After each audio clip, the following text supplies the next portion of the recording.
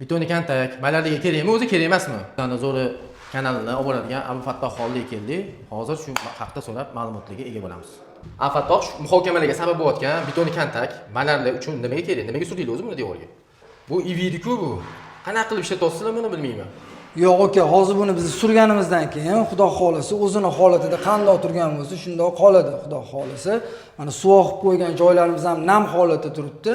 Lekin hech qanaqa o'zini ta'sirini bermadi. Xudo xolisi yaxshi holatda o'zini saqlab qoladi, aka. Hozir necha yildan beri qilasizlar buni surasizlar o'zi? Mana shu emulsiyani ustidan.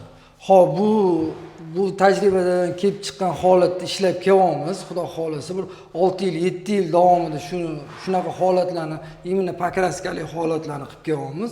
Xudo xolisi natijasi yaxshi. Shu paytgacha bironta klient yorilib ketdi, tashavordi degan narsa demadi bizga. Xudo xolisi hammasi chiroyli holatda bo'lyapti.